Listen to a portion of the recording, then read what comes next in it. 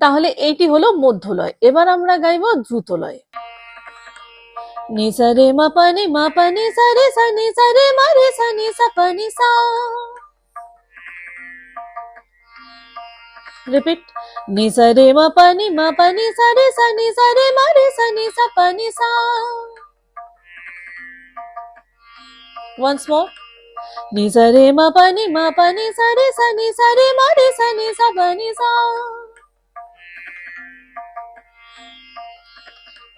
Ma pa ma ni pa ma pa ma ni pa ma ni sa re.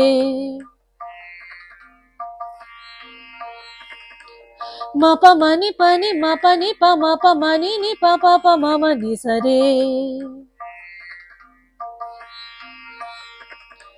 Ni sa re ma pa ni sa ni sa ma pa ni sa ni sa sa.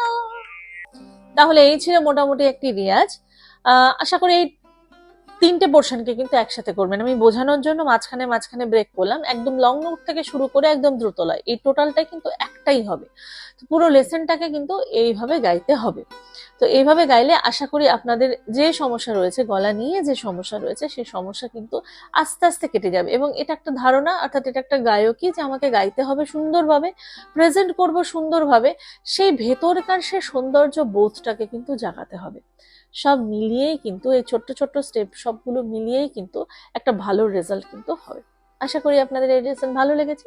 যদি এই ধরনের আরো lesson পেতে চান অবশ্যই কিন্তু আমাকে comment করে জানান, এবং আমাকে আমার অন্যান্য চ্যানেলে যদি ফলো করতে চান তাহলে তার লিংক রয়েছে ডেসক্রিপশনে।